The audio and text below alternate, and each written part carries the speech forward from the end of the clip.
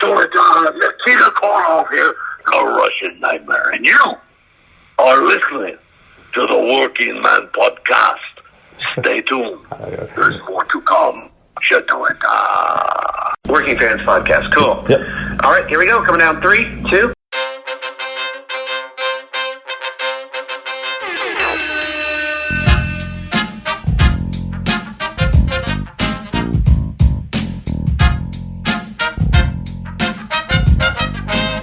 Welcome back for another week of the Working Fans Podcast. This is AJ. I'm the former wrestler. We've got Dave, the ultimate fan, here with us. As we do every week, our producer Joe likes to make us sound good and makes us look way more professional than we actually are.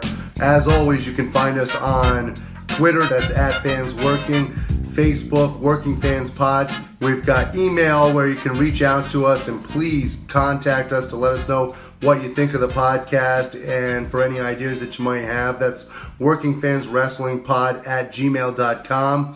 We're on Instagram where you can keep up with us at workingfanswrestling_pod. And then you can now listen to us on all major platforms, including Anchor.fm. We're on Google Podcasts, Spotify, Breaker, Overcast, Pocket Casts, Radio Public, Apple Podcasts, and you can actually check us out on YouTube. Now, it's important when you go onto the Apple Podcasts and YouTube, hit that subscribe button, give us a rating, let us know what you think so you can help us out and we can continue to do what we love and bring you guys in as fans.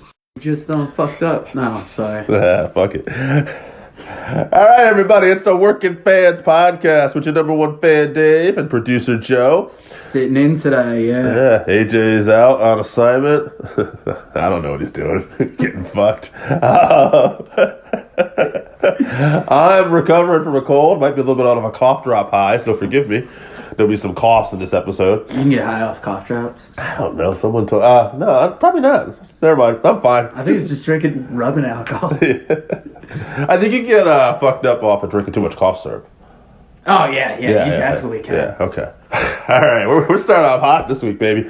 Why don't we start off with a little thing we're going to call What Did We Watch? What about you, Joe? Did you watch anything this week? I mean, I say we could call it a time killer because it's basically, we came in here with nothing this week and we just kind of started bullshitting about what we watched, and with NXT being a review show this week, AEW was kind of the obvious choice. With New Year's, I believe I watched NWA, or half of NWA a day early. Obviously, Raw or SmackDown. Yeah, I skimmed through Raw and SmackDown like I normally did. Actually, SmackDown had a couple bright spots. There was a lot of returns. Sheamus came back. John Morrison finally came back with a little cameo. All right. I don't know if you saw that. Definitely didn't. Okay, so what happened there was earlier in the night, Miz is telling Daniel Bryan how he has to beat The Fiend up, and he's going crazy because The Fiend was in his home and all this basically corny bullshit that I don't really find that appealing, but it is what it is. But it does set up later that the New Day goes to approach Miz, and they're talking to him about, hey, you shouldn't feel so bad. You had a hell of a decade, man. You had the most titles than any other performer in WWE. Like, you have the most championships of any guy. And then Big E reminded him, well, you're actually tied with Kofi. And Kofi's like, well, we're not trying to make him feel bad, man. And then Miz slaps some pancakes out of her hand. They have a match. And they're really kind of building off the fact that Miz is frustrated. Kofi wins the match. Miz attacks him from behind. Big E makes a save, and the fans are chanting, you suck, to which point Miz is yelling, after all I did for you, after all I did for you. Later on, they go to get an interview with Miz, and John Morrison opens the door of his dressing room. And they're like, John, what are you doing here? And he says, I don't, just hanging out or whatever. And then they ask, she said, well, I actually want to talk to the Miz. And he's like, well, the Miz isn't taking any questions right now. Wow. So that was how they kind of brought John back. That's interesting. And it'd be interesting to see it as a tag team.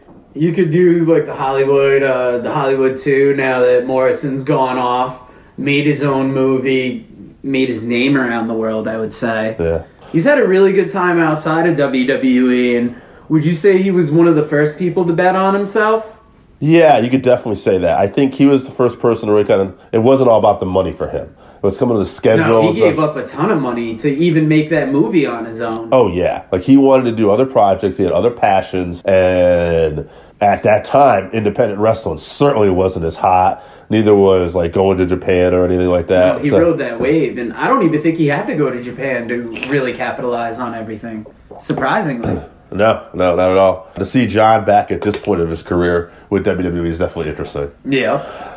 I said there was some returns. Oh, the Usos returned, too. Okay. They did an angle where Roman Reigns is getting beat up by Dolph Ziggler and Baron Corbin. It's actually a tag match. Roman and Bryan were a team. The Fiend interrupts the match.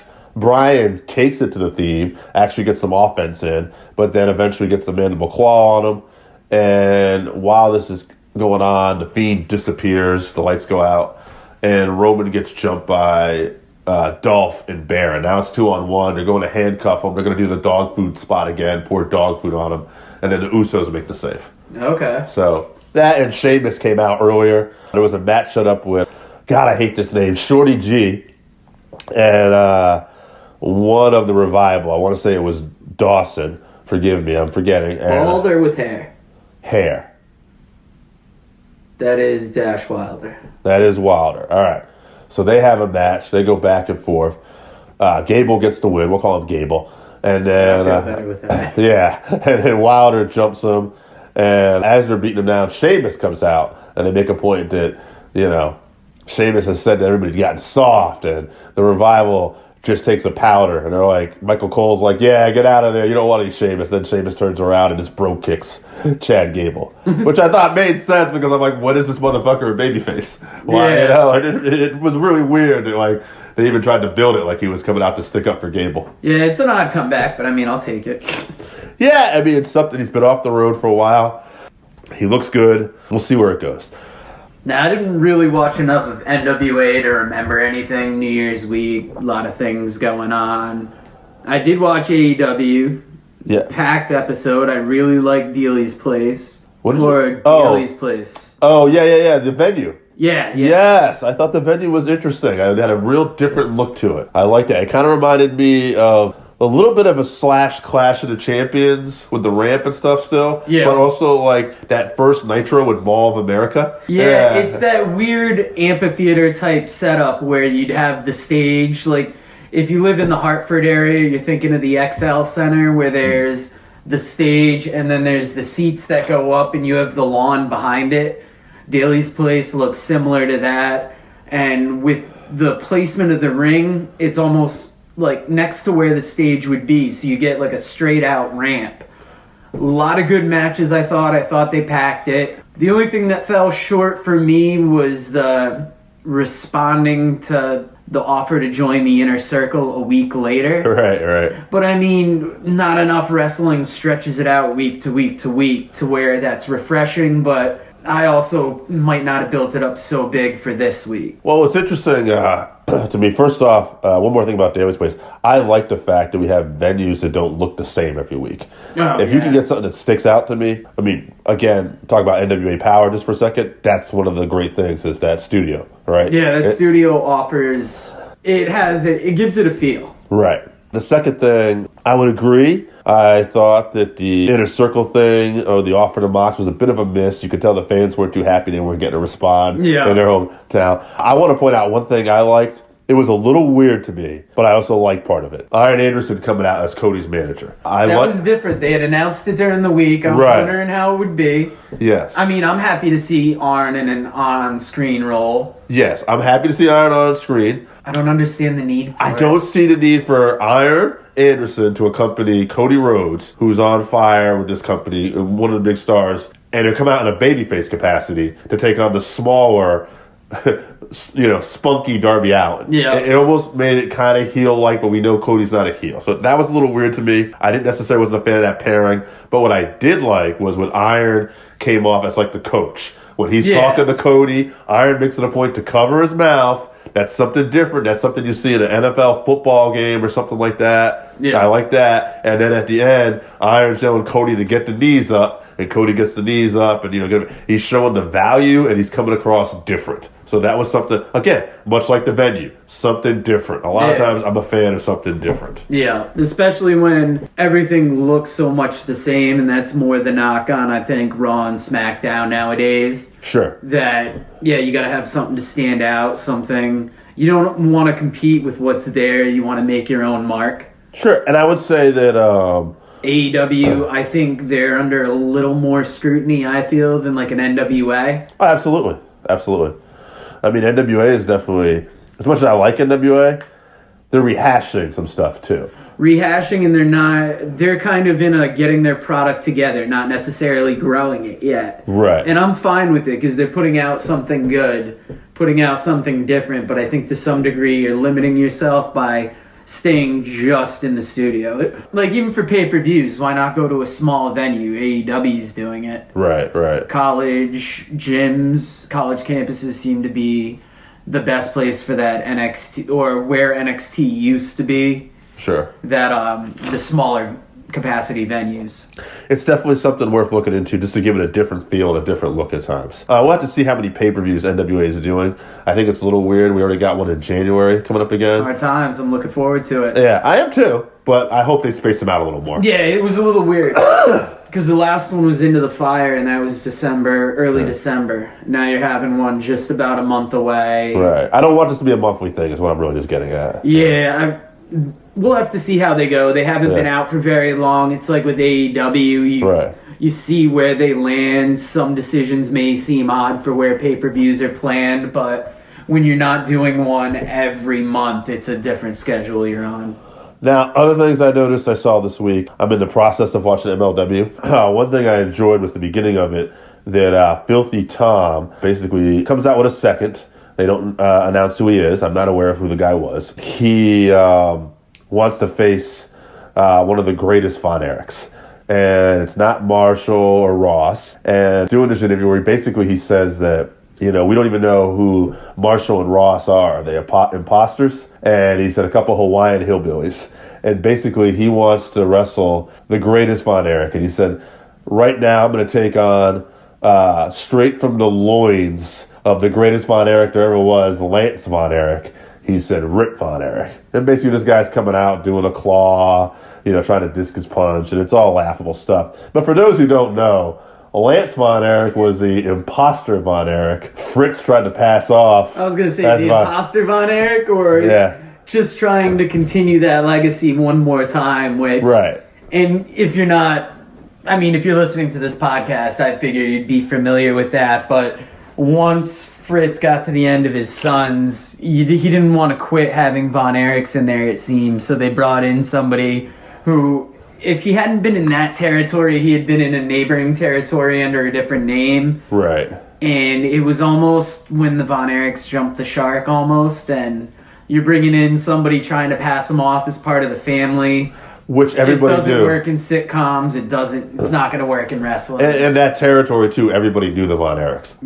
They knew them, on a family basis. They were their kids. And now it's like... Oh, yeah, here's this motherfucker you never saw growing up with them. Yeah, they watched enough of them die, but then all of a sudden, here comes this one out of the dugout. The cousin, yeah. So, there was that. Very clever by Filthy Tom Lawler. Some other stuff, Wrestle Kingdom going on, I didn't get a chance to see. I watched Liger's match on day one, had some shit going on yesterday, so I'm hoping to catch up on it today. Yeah, I know the results. The 2-day format was very... different, I thought. You had matches on the first day that played off for the second, which I liked. I'm really anticipating this double championship match. Next week on the podcast, we will talk more about Wrestle Kingdom. Sheath went up to watch it with Jesse in New Hampshire. I'm watching it in between. There's a lot of good stuff. I saw highlights, and I know the spoilers, and there's some great angles on it. And it's wild, because usually I'm a day one Wrestle Kingdom watcher. If I'm not watching it live, I wait for it to get done about 10 a.m., and then I start it up at 11 once the feed goes up, and I watch it straight through to the afternoon. Slack this year, but it's not because the card isn't there. Oh, no, it's definitely there, yeah. And one thing I'm excited about, too, is the potential that was kind of discussed by Meltzer this week, too, of AEW and New Japan maybe doing some work together. I don't think we're going to really necessarily know that, but one thing David talked about was if you go back to that show New Japan had in Dallas last year, apparently they were told not to mention that other company when they were talking to the wrestling journalists. They didn't even call it AEW. Don't mention that new wrestling company that's out there. So now... you have Tanahashi talking about the Forbidden Door and the title shot, and it was even put together on their website that if Tanahashi wins, he's going to get a AEW World title shot. Yeah. So I find this fascinating. I actually had heard a rumor earlier in the week, too, that MLW had something big going on, and someone was speculating that maybe they have something with New Japan. I haven't heard that. But at the same time, and that was just one of those things on a message board, people were like speculating what could it be. But I want to throw the idea out. MLW put that announcement out, and New Japan would be nice, but I almost see them going like the All Japan route, or even like Pro Wrestling Noah. Definitely Pro Wrestling Noah. They've, I think, used some talent from there. Yeah. Hammerstone, I think, went over on a tour. Okay, yeah, that's right. They do have that. So, like, that's where I see MLW. Not that they wouldn't want New Japan. Oh, I'm sure they would. Yeah. Yeah, but it's AEW. Who chooses to work with who right now? I think New Japan having a strong working relationship could really elevate somebody, because I feel like they have such a strong presence already in the States. Not in the sense that, like, okay, if they debuted here, they'd be the #1 wrestling company, but they have enough of a following that if they were working with AEW, this back and forth with NXT and everything, where NXT wins a week, AEW wins a week right now, might really swing the other way. But what about the New Japan US League, or the New Japan US that's coming out? That's the other thing too, right? And that's almost like they almost don't need a working relationship, because if they have that, they can just do a working relationship with themselves. Good. But I will say this too. I would rather see the talent interchange, because it's so good when you see somebody from one company come over to another one. I'd like to see, I mean, perfect world, I'd like to see them with MLW, because I feel like they would really elevate MLW. I don't think that's going to happen, but I'm just saying, like, I would really like to see, I think that would take MLW to another level. Oh, yeah. Yeah. Imagine having, like, you know, Tanahashi versus, like, Davey Boy Smith Jr. or something. It's like, now you're getting, like, these guys the ultimate rub, kind of, like, competing there with those stars. So, I'm excited. You know, big things potentially in the works if these guys do make some talent negotiations. Either way, though, New Japan having a U.S. presence in the future could be exciting. So I think that's going to cover it for what we watched this week. Yeah. We do maybe want to just, like, go ahead and let's just say we're right into the next segment here. We got a segment. We finally have fan feedback. Yes. And we've been asking for social media response. We don't get a ton of Twitter responses or anything like that. We got one. But the fans that mostly get a hold of us, it's through direct messages. Yeah. It's just through people like Jesse from New Hampshire messages me regularly. Or Zach. I don't know where Zach is. Randy Osga. Our number one fan. On top of it. Well, Randy was the one who got to us on Twitter. Zach, I don't know if he wants me to mention his last name, so I won't. Kayfabe the government names. Yeah, I'll mention it to him afterwards, but I don't even know where Zach is living nowadays, but he was from the Griswold area, so we'll just leave it at that. But you don't need to know where Zach is. All right. Well, I'm just saying, Jesse's from New Hampshire, Zach's from Connecticut, all right? So who knows? Maybe they're trying to chase him for child support. Let him be where he's at. But yeah, they threw in a couple things that they want us to talk about, or that they would like to hear us talk about. Right. That surprisingly, one of these, I'm surprised we haven't talked about Joey Ryan yet to any big degree. Yeah, that was Zach. Zach wanted to discuss Joey Ryan's wrestling persona, the character, and what we think of it. Why is it over? Got its audience. It's not a big thing with him. He's not a fan. He doesn't get it. Truth be told, me and Joe talked a little bit about this off air, which is kind of the curse. We don't usually like to talk about anything off air. But it's kind of like one of those things where I think me and Joe, I don't know if we're the best guys, because we're kind of in the middle with this guy. Like, I don't know. Like, I'm not a huge fan of Joey Ryan, but I don't hate him. But to me, it's just like the dick flip, you know, his penis is like this fucking like it's a comedy thing. It's funny. It's fun. It's got a place on the card. But at the same time, it's like, I've seen the fucking joke now a bunch of times, too. And it's like, I just feel it needs to be more, well, me personally, I want to get that out there. I feel like it needs to evolve more. I don't take him as a main event guy. That being said, motherfucker's over.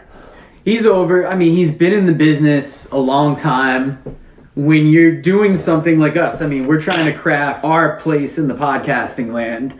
He did that in wrestling. He found something that works for him, that makes money. Right. It's known everywhere. There's a huge fan base. I don't think he's killing the business. No. He's changing the face of it. And while I'm not the biggest fan, I support what he does. Like, I've bought a DVD from him. I've bought a picture from him. Because I wanted him to actually autograph a DVD case for my brother. Right. And, you know, I have no problem supporting him. I wouldn't say I'm the biggest fan, but he's finally on a big stage. I think he deserves to be signed by somebody. However you feel about bar wrestling, he runs that in Los Angeles. I think that's important. Yeah. He's done a lot for the business, so I think good for him that he found something that works. I'm not the biggest thing on the whole dick thing, because yes, the dick flip is funny, but Pro Wrestling Crete sent me the Joey Ryan's Penis Party DVD. Okay. And you try and explain that to fucking anyone that doesn't know wrestling. Right. It sounds like I got a goddamn porn in the mail. I never want to admit that I watched this shit. Not a bad event. Yeah. But it's just like shit like that. I'm over it.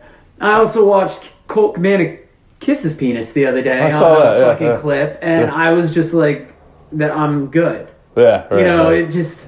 Yeah. That was just one thing past where I'm like, all right, I understand how you get there in a match, but I'm not down for it, and what the fuck ever. Like, I will say this. I was at an event at Beyond Wrestling. You might have been there too, Joe. I don't remember. We've been at most of these, I think, together.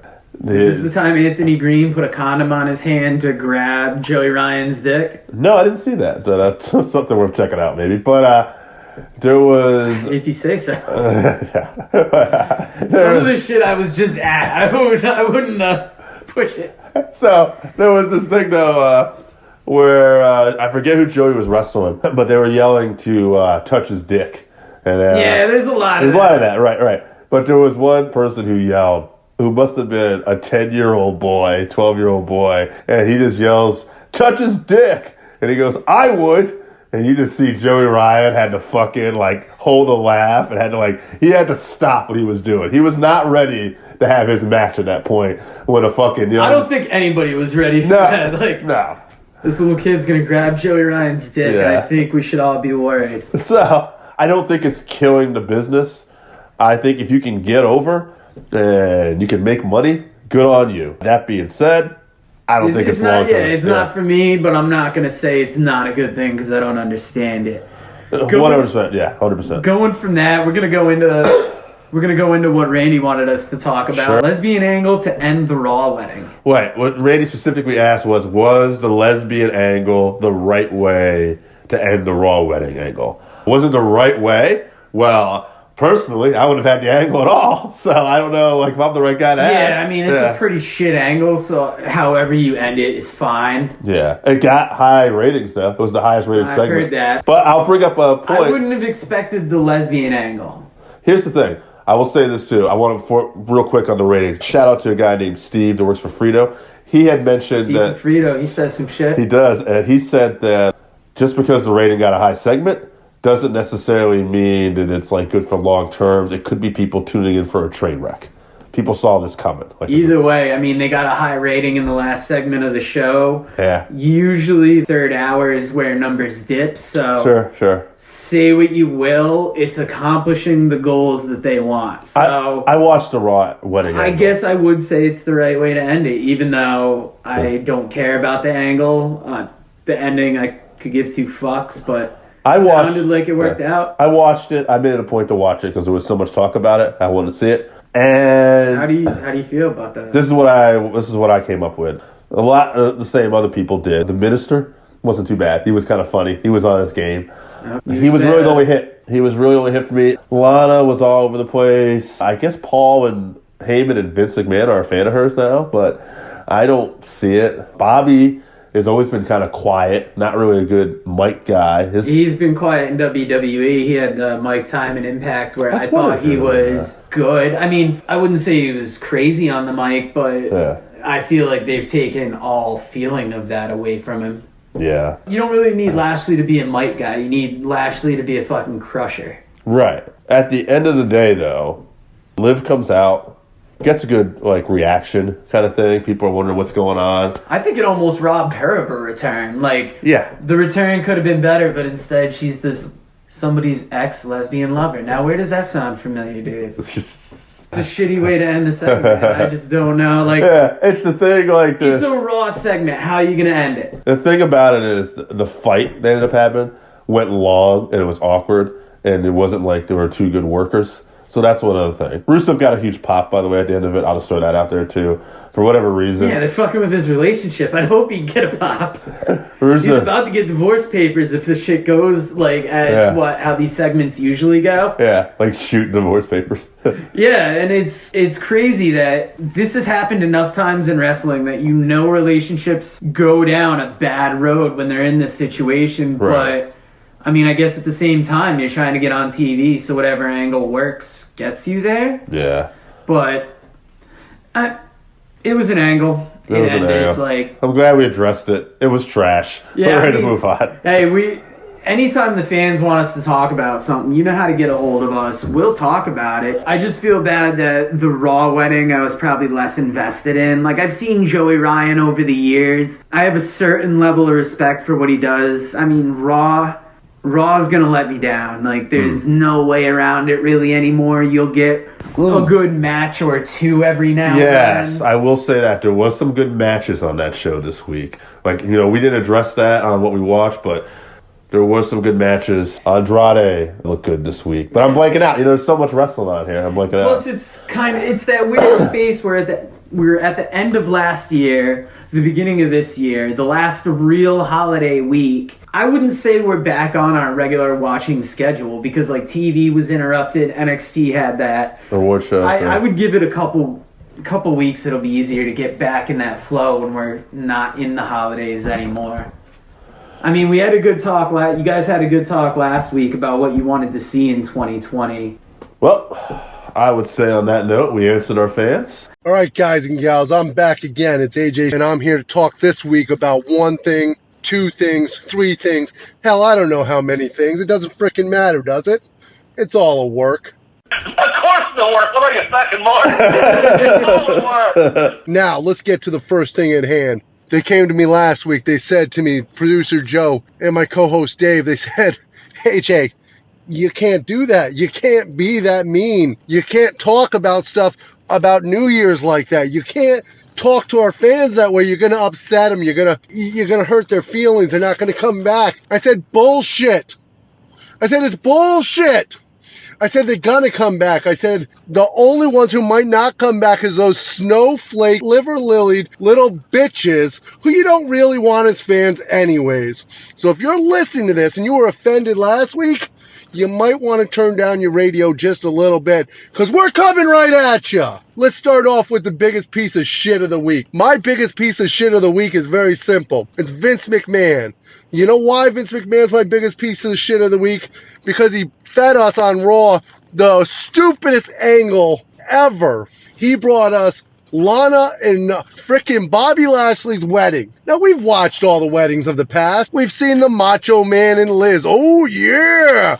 And we've seen frickin' two dudes almost get married, which is fine if that's what you're into. Chuck and Billy, good for them. God bless them. Then, he brings us frickin' Lana and Bobby Lashley.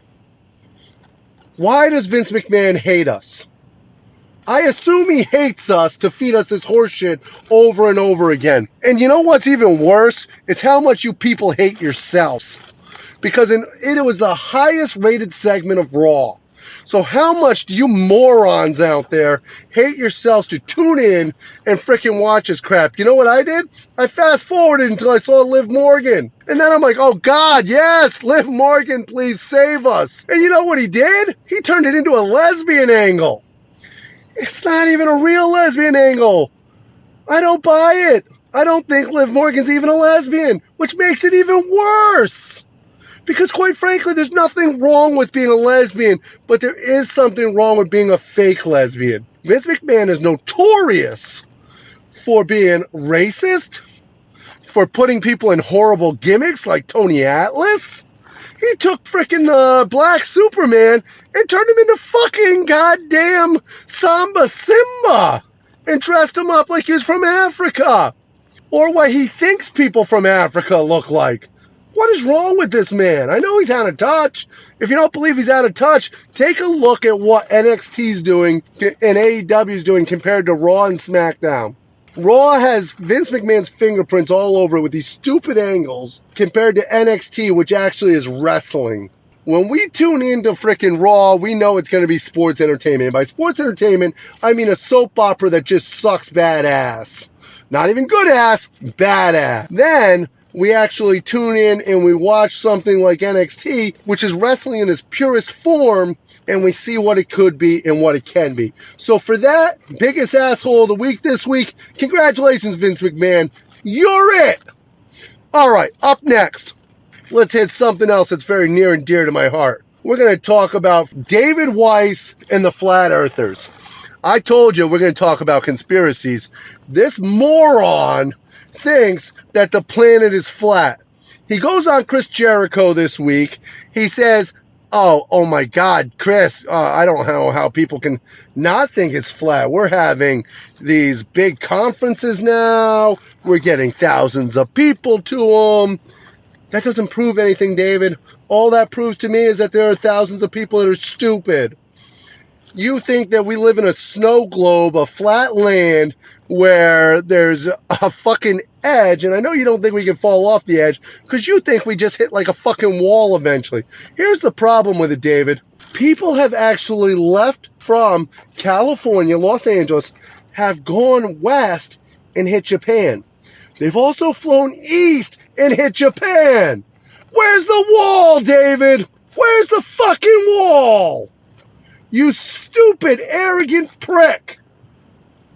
You think that because you're part of the Christian right, that you can come out here and actually say whatever you want to say, as long as it proves to you and to your point that we didn't come from fucking apes and monkeys.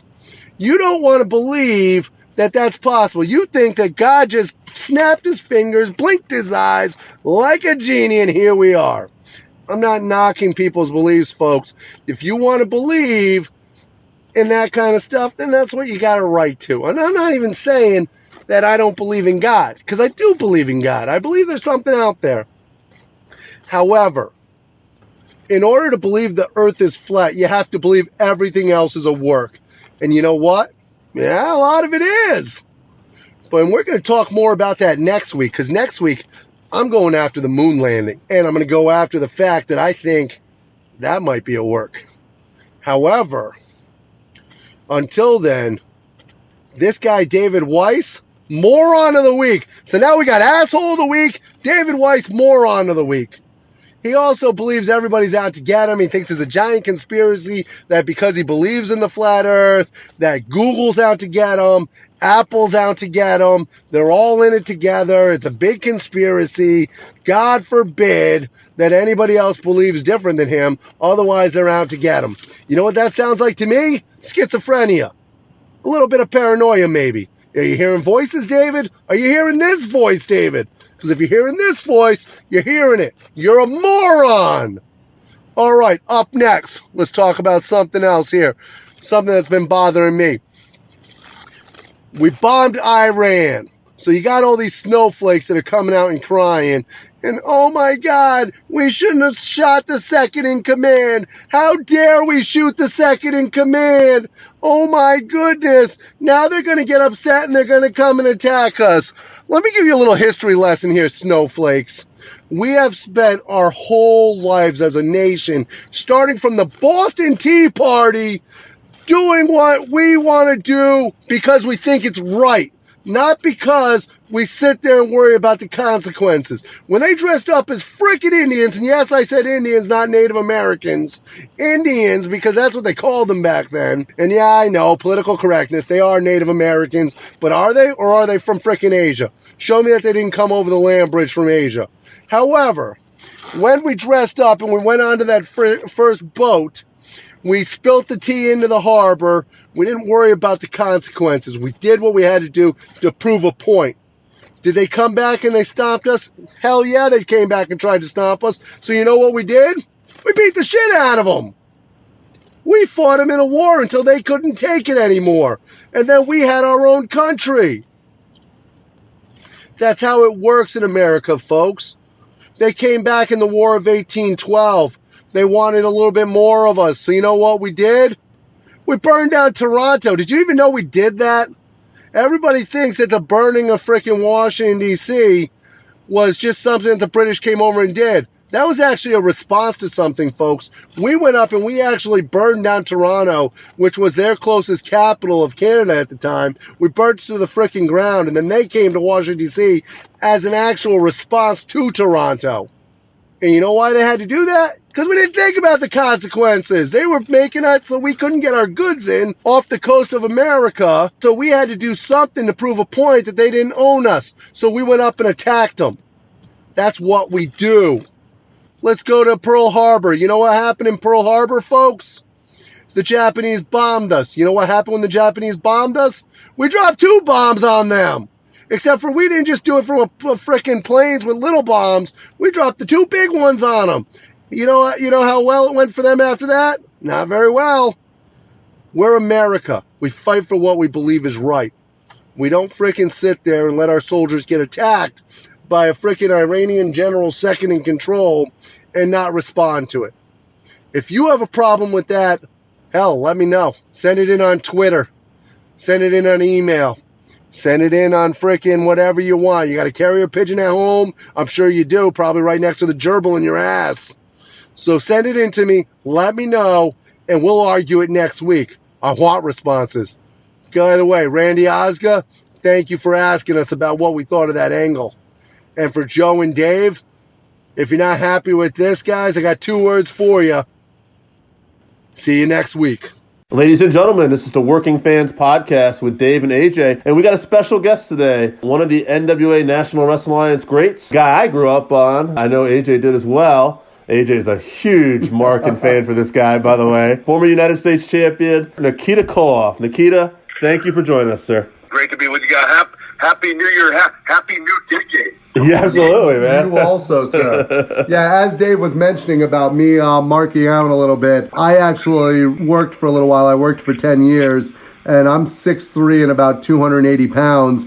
And you were by far my favorite wrestler when I was a kid. And while I didn't go and perform as Russian, I took a lot of my style and similarities in the ring to what you did. So thank you very much for that. Oh, well, certainly flattered by that, humbled by that. I appreciate it, and glad I could, make that kind of impact. So thank you. Thank you guys for having me on, by the way, too. This is the Working Fans. I like that. I like that. Yeah, we're always working. That's the thing.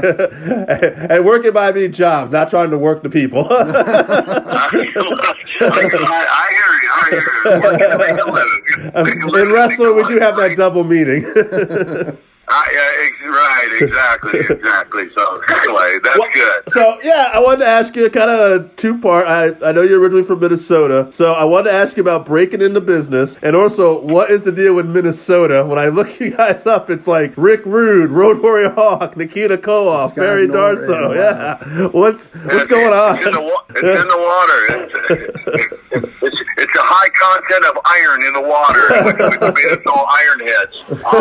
So yeah. And most people, most fans, especially if they don't know, like not even. I'm surprised all of them don't know, the whole Minnesota thing, but because they're like, man, your English is really improved. I'm like, yeah, good English tutoring, that always helps. So yeah, in a nutshell, there is a pretty long list of Minnesota guys, including the Nature Boy Ric Flair, Road Warrior Animal, Hawk, Kurt Hennig, Rick Rude. In fact, some of the fans know, there were 7 of us which is unusual, from the same high school, not the same college, not the same state, but the same high school, Robbinsdale High School, Ravishing Rick Rude, Kurt Hennig, Nikita Koloff, John Nord, Barry Darso, Tom Sink, and the lesser known was Brady Boone. But yes, 7 of us, and 5 of us played on the same football team one year, and no, we did not have a good wow. You got to have coaching, too. You can't just have good skilled players. You got to have coaching. True. And then just real short, my introduction to coach. Hey, if people, by the way, want the full story, I just put a life story out there not long ago called Nikita, A Tale of the Ring and Redemption. It really goes into my full story and the history of professional wrestling back into the 1800s. pretty fascinating. So anyway, the short version of that is, I grew up dreaming of playing pro football. I mean, football was my passion, it was my love, and weightlifting, and that's where I was focused. Some of the guys that got it, the guys I mentioned, I got into the wrestling business, and then one day after graduating college, training for a pro football trial, I got a random call from a guy named Road Warrior Animal, who, by the way, side note, I had recruited out of high school to come play college football with me. Didn't know him till I recruited him, and we became the best of friends and friends of the family. And so I got a random call from him. He shared a story how they were looking for something new in the Carolinas, in the Mid-Atlantic. And a big guy to be a partner for Ivan Koloff, legendary in the ring, right? Right, absolutely. Defeating Bruno Sammartino and Madison Square Garden, the whole deal. Okay, well, that said, I didn't grow up as a wrestling fan. I really didn't know hardly any of the guys. I knew Jesse Ventura in college. I trained at his gym. But even then, still wasn't really a wrestling fan. I just got to know Jesse, right? Right. All that to say, Animal gave me Jim Crockett's phone number. I made the phone call, had a 5-minute conversation, sight unseen. Made sure he understood I had no amateur wrestling background and zero professional training, none. And he said that's what they said. Be in my office on such and such a day. And I hung up the phone, and 2 months later, drove into a city I'd never been, walked into a building, met a man I'd only talked to once for 5 minutes, introduced myself, and Nikita Koloff was born in the hallways of Charlotte, North Carolina that day. That's incredible. Yeah, I was reading up on you, and I was like, I'm glad you confirmed that. I'm like, it looks like this was his initial wrestling. Like, you didn't really have any prior, like a lot of territory, right? None. Zero. I mean, and they literally put me on. We did about 6-7 hours of interviews. Now, of course, I'm from Russia, right? Right. So I'm not speaking English. So I just had to stand on the set with my shirt off, with chains around my neck, and look mean. Yeah. And then we finished though, and he goes, "Hey, be in Raleigh, North Carolina tomorrow night, the Jordan Arena. You're gonna wrestle on television." I've never been in a ring. Oh my God. Right. Oh jeez. I'm a wrestler on titty. Oh. I couldn't imagine that. I trained with Adrian Street down in Florida, and learned the fundamentals from him. And still, the first time I got in the ring, I'll be honest with you, I was absolutely terrified because all of a sudden you're out there and it's time to go tell a story and you're green as goose shit. So to be in front of all of those great fans in the Charlotte area and for your first match to be on television, my God. Well, and combine that, kind of looking back on it, I see now, but combine that with that night, the who's who professional wrestling was. I mean, Dusty and these guys. Some of these guys were. It was just a big 4-hour taping they were doing. Some of the guys weren't even in the territory, but they had King Kong Bundy and Dusty Rhodes, Militant Graham. They had Lariat Hansen, Will McDaniel. I mean, legendary guys, right? Steamboat, Flair.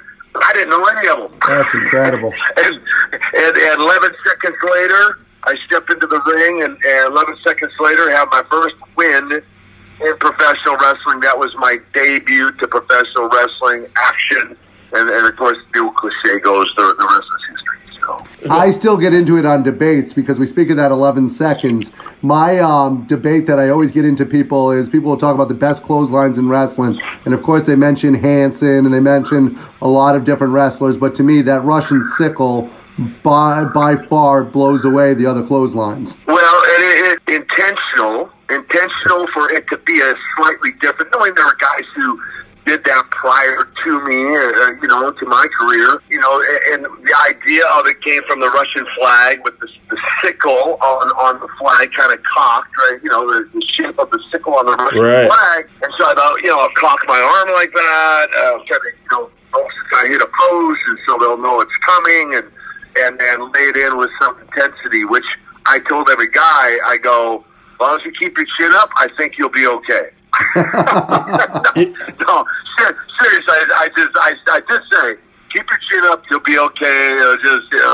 But if your head's down, I can't take responsibility for what will happen. It's funny, as we're talking about this, I was just thinking about this. One of the most shocking things I saw when I was a kid, And now, as an adult, I got to ask you, maybe you know where I'm going, is when you clothesline David Crockett. Because I'm watching that as a child. I'm like, David Crockett was just this nice interview guy, like me, Gene Oakwood. You never saw anybody take out the announcers. And the way you did sell the clothesline, too, like when you said cock back and this giant of a man, I'm 6 years old. This is horrifying. I just remember, I got to ask him. This is where we were different kids. I thought David Crockett had it coming. You weren't alone in that. But there might be some more backstory. Well, there might have been some guys in the Bears real popping on the whole thing. But anyway, so what's the question, though? Huh? Absolutely, I'm sure. But how did that come about? How did he take it? Was it okay?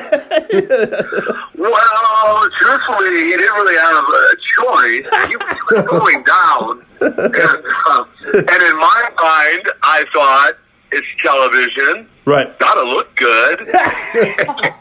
As long as he kept his chin up. As long as he David, just keep your chin up. The thing is, he knew it was coming. He didn't know when. So that's what made it look, really honestly, so realistic, because he didn't know when it was coming. On a serious note, when the way he took the bump, he didn't really have a choice. He was going down. So the way he took the bump, though, 1 minute he's upright, the next minute you're seeing the soles of his shoes, And, yeah.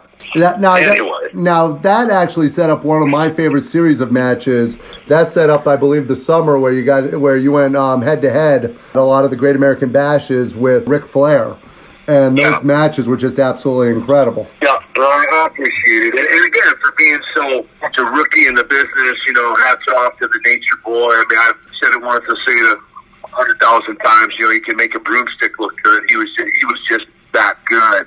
And because he made me look good, especially that very first match at the Great American Bash.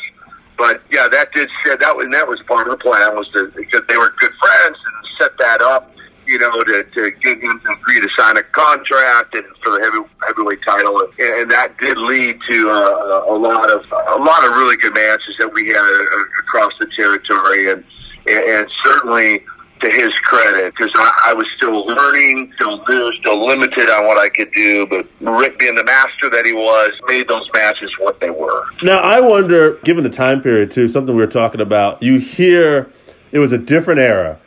People believe. Golden era. Yes. They call it the golden era. But I wonder, the heat, the crowd, we heard stories of near riots. Was there any crazy situations did you have to encounter with fans? I mean, you're a big man at that time too, especially. A couple quick stories. It wasn't unusual for Ivan and I to get death threats called into the wrestling office. If the Colons come to Charleston and we're going to kill them, Crockett's like, no worry, hey guys, we'll just beef up security. Don't worry about it. And that particular time, we actually had the sheriffs meet us at the county line, escort us to the building, hang out with us, and escort us back to the county line on the way out of town that night. But also, starting with that first Great American Bash against Flair, 6 different matches, 5 against Flair, 1 against Magnum TA in Norfolk, Virginia, where fans were actually able to, they got over the barrier,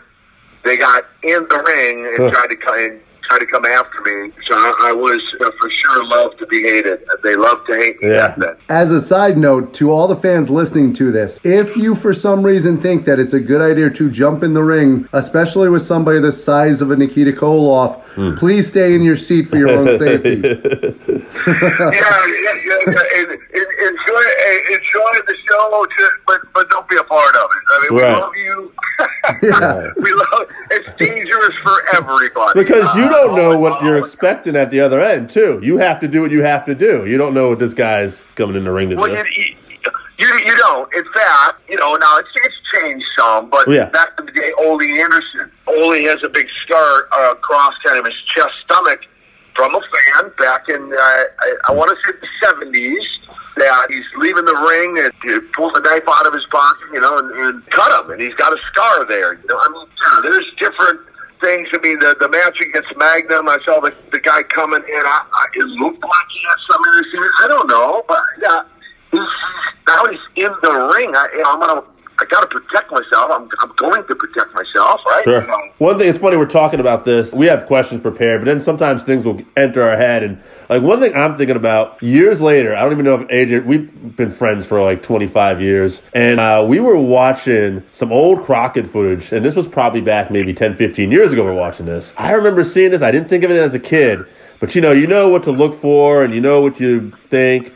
But it was the Crockett Cup Finals. It was you and Dusty, and Magnum TA comes out. And, man, I'm telling you, that embrace when you guys hugged, that felt real, man. I mean, I obviously got to feel like you guys might have been really close in the situation that went on, but that did not feel like something that was like a show. Yep. The story behind that is Magnum and I had a great working relationship in the ring, but that is essentially where it ended, an excellent working relationship. Right.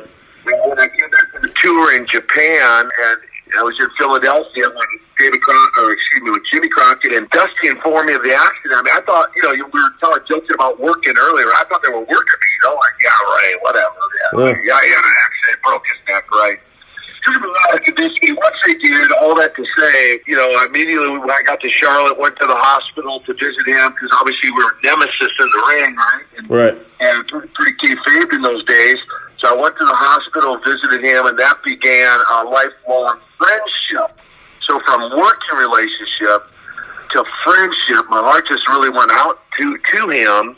And so that's why you would have in Baltimore, you would have seen that embrace be real, not a show. Yeah. Yeah, it was definitely a heartbreaking moment. And it actually, like Dave was just talking about, it took you in a completely different direction. You went from being basically the ultimate heel to one of the biggest face turns in the history of wrestling. And people have a lot of turns that they remember now, but I don't think in the 80s there was a bigger face turn than when you joined Dusty Rhodes and became the Superpowers. Did you have a preference of heel or face? I would answer that by saying I'm glad I got the opportunity for both sides of it. It's really, in a sense, I enjoyed both roles as far as that goes. So very thankful that I got to try both sides. And the way we did that, which you guys all know, there's no way. It was one of the best kept secrets in wrestling. That's what made it so powerful, right, and so impacting. Is nobody knew. I mean, we all agreed. Jimmy and Dusty and I all agreed we weren't going to tell anybody. And there was a 3-week window in between there, and I continued to wrestle every night as a heel all the way up to that night. And the way we did it, and, like, I didn't say nothing, even to Ivan. I didn't even say anything to Ivan. Nobody knew who his mystery partner was until I walked into the building an hour after the matches started. And then they're like, oh, you're his mystery partner. And so, again, the sense of realism of what happened that night, and the old expression, the roof coming off the building when I tore into Ole Anderson, was certainly a thrill and a memory to cherish for a long, long time. We're doing kind of an NWA theme coming up on our pod this week, and one of the guys we're supposed to be interviewing soon is Ricky Morton. And just kind of curious, given your background as a heel at that time before, and Ricky kind of being, I think, the ultimate baby face of that era, really. What were your thoughts on working with Ricky? Oh, it was, once it's the night off, him and Robert both, I mean, going back to 1985 when Ivan and I, when they won the World Tag Straps for the very first time ever, the NWA straps, handing off the belts to them and having a small role in helping, launch their career even higher. But it's so easy to work with, such a night off. And you might ask Ricky, I won't go into, he tells it much better, but our first encounter with each other, because of how green I was, I about knocked him out in the ring. I'll let him, if you remember, I'll let him tell that story. I will. It's pretty funny. I will definitely ask that. I'm excited to ask that. But yeah, he was great to work with, and just just thrilled about the extended career that those guys have had, and kudos to them. And now we've had a rebirth coming up of the NWA. And you've been on a couple of the shows for them for that, including recently helping to draw the names for the TV tournament. What's it like seeing the rebirth of the NWA? I love it. I mean, when I went down to the studio a few weeks ago, it's not 10th and Techwood, but it's darn near. It's 4 blocks away. So, and then to walk in and just have that studio feel of those old days. I'm like a fan, I'm like, oh my gosh. And then have the fans go, wow, this just takes me back when I was 10, when I was 12, when I was 8, And then the response, I was, just thrilled by the reception of my, my introduction that night, the response of the people. And so I love what Billy Corrigan and Dave Lagana and these guys are doing. I hope they stick because it's so unique and different from anything else, right? Yeah, absolutely. So I really hope they stick to their guns and just continue on that path. I think they'll build a great following and let them just, if they'll continue to, produce what they're producing. So I love it. And like I say, I'm NWA for life. I mean, I know I did a little in the AWA, but that was kind of co-promotion really. But so I did some other stuff, but through and through, NWA is where I got my break. I'm NWA for life, and it was fortunate in 2008 to, be inducted into the NWA Hall of Fame. This is AJ again. I'm a lifelong NWA fan, and as Dave knows, when you came out just to draw the names for the TV tournament, you got a Road Warrior pop from me. But Thank you. I love seeing the fact that you stuck with the NWA and a little bit with the AWA, because it would have been so easy, especially in your size, to be able to go to the WWF and make impact there. So to see the loyalty that you had to this day, it's one of the reasons why I'm still such a loyal fan to you. And I appreciate it. And that is really believe wholeheartedly. What you mentioned word loyalty, and I did. That is, people say, hey, why didn't you go to the WWF, or did Vince never want to approach you, whatever? The answer is no. I worked hard on the Russian Nightmare Nikita Koloff character. I worked hard on it. I lived it 24/7 for 3 years after I left wrestling and walked away from it. I still personified the accent and everything else to protect the business. And looking back, very grateful, thankful to Jim Crockett. I mean, I'm just down the road from that office right now, literally as we speak, from that office on South Boulevard, where I walked in and got my big break. And so forever grateful to Jim Crockett, the Crockett family, the loyal NWA fans. And loyalty is I like to think, is a strong suit of mine. I mean, I'm a very look. I've been in Charlotte longer than I've been anywhere else, but I'm still a loyal Minnesota Vikings fan, all right? Minnesota Twins fan, but I haven't lived in Minnesota since 1984, but I'm still loyal, right? I'm still loyal. So I understand that completely. So everybody knows you eventually retired. Kind of take us from your retirement to what you're doing now with the ministry and everything. I appreciate it. Yeah, it was interesting. Again, I walked away at the age of 33 under my own terms. Not a career-ending injury. The neurosurgeons and the MRIs that I had, however, they informed me of the greater potential risk of more serious injuries. If I continued my career, that last match against Big Van Vader, where I injured my neck and got a hernia, I had hernia surgery. Jeez. I'm lifting up the 500 pound guy. That makes sense.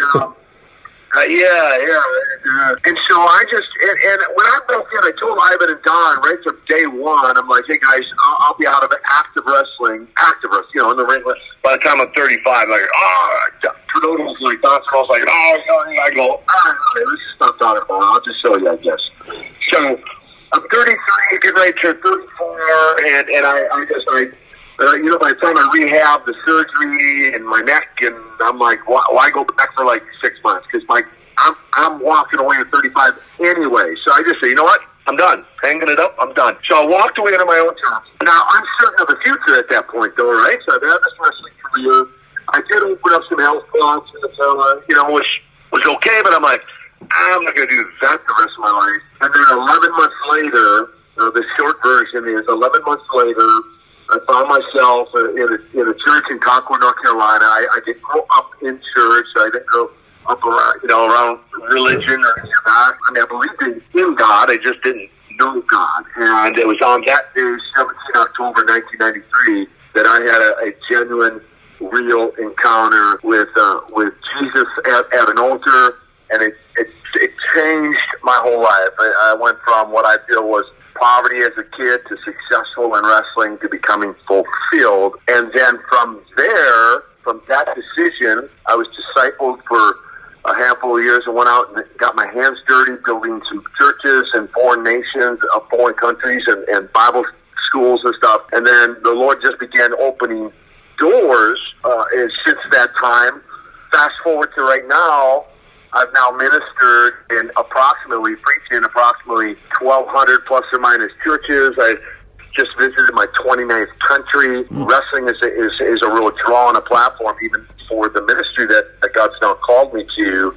And one of my dear friends, who's become a dear friend, the total package, Lex Luger, and I have done tons of ministry together. In fact, we launched in 2019 a camp for men called Man Camp. People can go on mancamp.info and read about this camp that Lex and I have co-facilitated. And so that's kind of a nutshell. Amidst all the books I've written. So I've written 3 books and I'm working on a 4th. So I just throw that out there too. So awesome, man. Yeah. Keep him busy. Yeah. I actually... my dad used to say, son, let me grass grow under your feet. I said, not if I can help it, Dad. Not if I can help it. So I mentioned the 1 book, but yeah, three books currently, and then I'm working on a 4th book right now. So. And can they get all of those books on Amazon? Yeah, you know what? You can find some of them, or they can just shoot a direct email to me through Koloff.org, Koloff.org, Koloff.org. So they can just shoot me a direct email. What I do now is most of the time I personalize. If they order it from me directly, I ship it out personalized to that individual or whoever they want it, signed to, and that sort of thing. So with 2 of them, the very first one I wrote, I'm actually reworking that one while I do. Yeah, we love to see the way, when you look at the way the Lord has worked through a lot of the wrestlers, the transformations that we've seen in some of the people, like you mentioned, Lex Luger, Ted DiBiase. When you see the way the Lord works sometimes, it's absolutely amazing the changes that it's made in some of these gentlemen's lives. Well, yes, and to that point, if the person out there even listening to your podcast asks, well, why? I mean, what's the deal? Why? Tully Blanchard, right? Tully's probably spoken over 2,000 prisons now, right? Wow. Yeah, and so people are like, why? Why? I mean, I invited Animal and Hawk to a big Christian Athletes Conference back in 2002. They came. A pastor by the name of Jensen Franklin from Georgia was preaching. Hawk was the first one to the altar. A lot of people don't know this. First one to the altar, gave his life to Jesus. We baptized him in the pool there in Scottsdale, Arizona that weekend. And I brought him on the road with me for a year and a half and discipled him and just poured into him with numerous phone calls and conversations about the Bible, and because he had all kinds of questions. And the short answer to that is, right, Sting's another one, right? So the short answer to that is, these guys have reached the pinnacle of success, right? Sting, icon in the business, right? At his height, 400 companies making his likeness.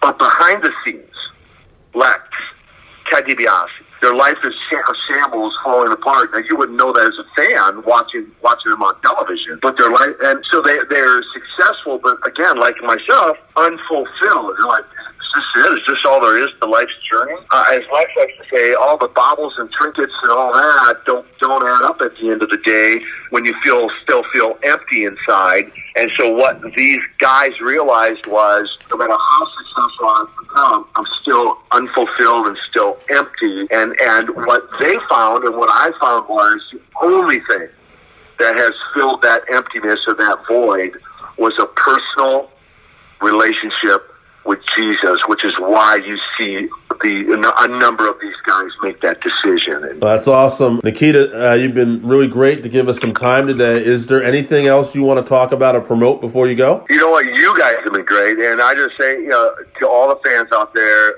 heartfelt thank you for, and you mentioned, we'll use the word again, for being so loyal to wrestling. And all of you, I mean this from the sincerity, the bottom of my heart, I would have had a career if it hadn't been for you fans. And so I do want to just make sure and acknowledge that. And, you know, if there's an interest, as I said, in you know, grabbing a copy of one of my books, so maybe you're a guy out there, 18 years or older, and you want to come to man camp and spend a few days with Lex and I, and where we can just pour into you and help you be healthier than you even are right now, or move you along in your life journey, then, you know, go to one or two websites, go to mancamp.info, or you can go directly to koloff.org. Either one will get you all of that information. And I just appreciate you guys having me on. So awesome. Thank you, man. Hey, quick question.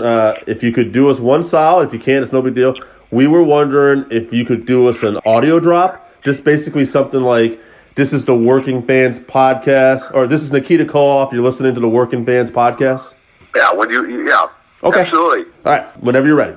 You're doing Nikita Koloff here, the Russian Nightmare, and you are listening to the Working Man Podcast. Stay tuned. There's more to come. You're doing Nikita, I'm so sorry. That was so perfect, but it was one problem. It's Working Fans, not Working Mans. Yeah, but I'm Russian, so it's okay. I was waiting for that. it's like even sooner. So Yeah, we'll just tell. Russians can't even get the name of our idea. Just have fun with it. It's just the accent. I agree. All right. I agree. No, seriously, right? Is that okay? I agree 100%, Nikita, and I appreciate that. That'll work. Seriously, though, we want the guy to do a program where he can't, you know, the Russian guy can't even get it right. That's all right.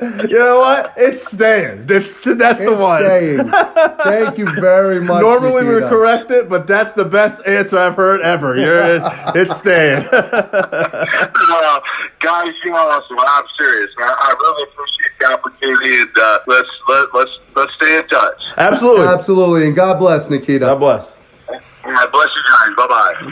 Now that we've answered the fans, we got to answer the pressing question of the 5-3-1, where we bring our top 5 list together, debate it down to a top 3. From that top 3, we discover a top 1. This week, we are talking the strongest wrestlers out there.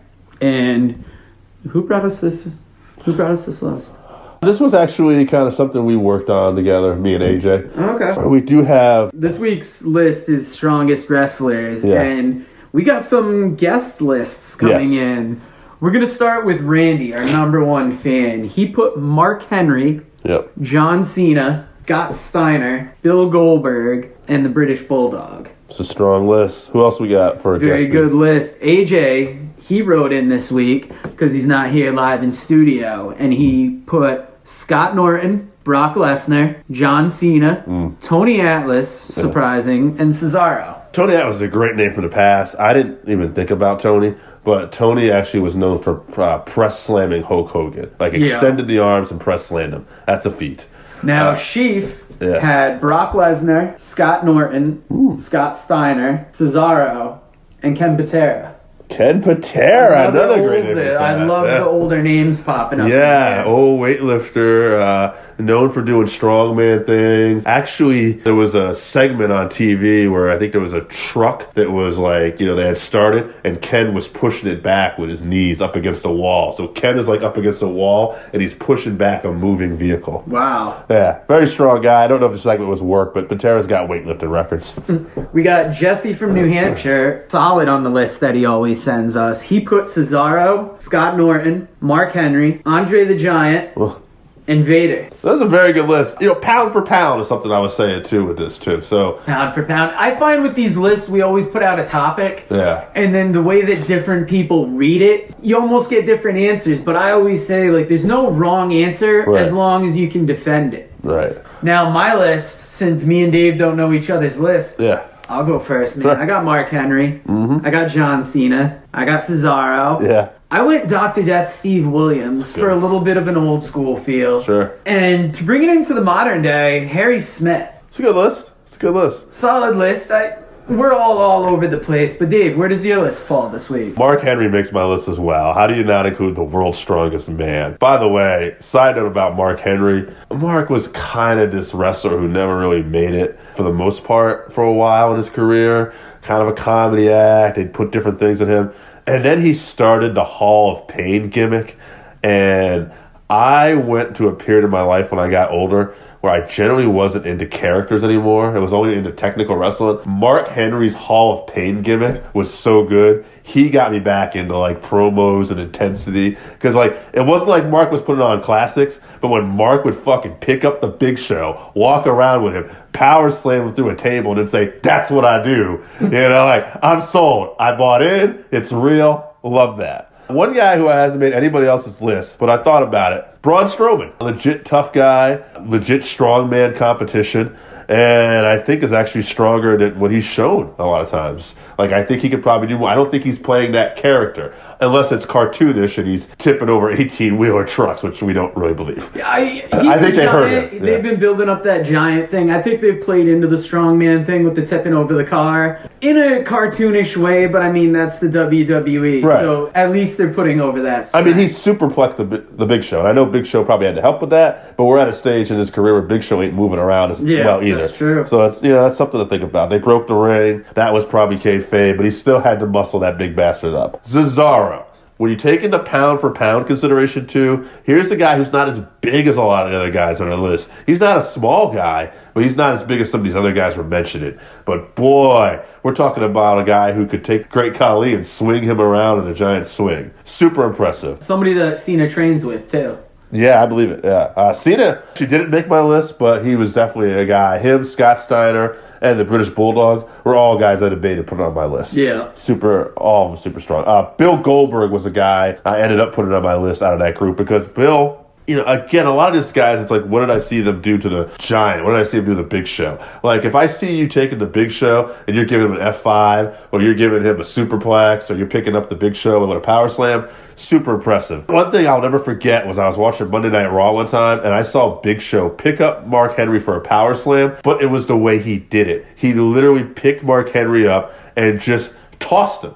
Like, tossed him up in the air and caught him like in a power slam and then took him down. I've never seen anybody pick up Mark Henry that easy before. I don't know if Bill's the strongest guy, but boy, he looked like it that night. Yeah. And the other guy I had to put on my list, just because I never saw anybody toss around Big Show this much the way he did in a match, was Brock Lesnar. I've seen people throw him around, but Lesnar, the way he was like giving him F5s, German suplexes, and belly-to-belly suplexes back in the day, that is just one strong customer. And again, all these guys have different things going for them, too. Yeah. Now that we got all the lists in, Cesaro made almost everybody's list, so we're going to invoke the AJ rule, and he's just going to be up and out because he's the obvious choice. Yeah, when you take in pound for pound, too, yes. Get some of his size, yeah. Mark Henry made a few lists, so I'm going to put him up there. All right. Let me see what else we got. Cena made a few. He made a few. Let's put it up between Cena and Scott Steiner. If you had to give it to one of those two, who are you more leaning towards? Again, this is strength. I want to point that out for anybody listening. If this was who was the toughest guy, not that Cena's a pussy, but my money would be on the amateur collegiate wrestler, Scott Steiner. But when you're talking about pure power, I watched one of those dinner for three segments or table for three segments WWE puts down. Yeah. And it was Big Show, Mark Henry, and Kane. And Big Show mentioned that John Cena, when it came to picking him up, was one of the guys who he felt most comfortable picking him up because he would just walk around with such ease. So I would say Cena is the strongest of the two. See, I almost want to give it to Steiner because he's still doing like the Frankensteiner, still doing a lot of moves. He does have that collegiate background, but when you think about Cena, putting out big matches to this day, still picking up these guys. Plus, it's strength. I mean, we're talking basically like powerlifting and stuff like that. Yep. And I feel like Cena's just a power guy. He does train with Cesaro, so that's an easy move. Yeah. Who final makes the list? Because who else? We have several people. We got made this Scott list. Norton that's on a couple lists here. Yeah, Scott Norton. Lesnar made the list a few times too, didn't he? Okay, let's put it down between Lesnar, Norton, and Goldberg. Because I'd say they made about an equal amount of lists. Okay, so Lesnar, Norton, and Goldberg. Whew.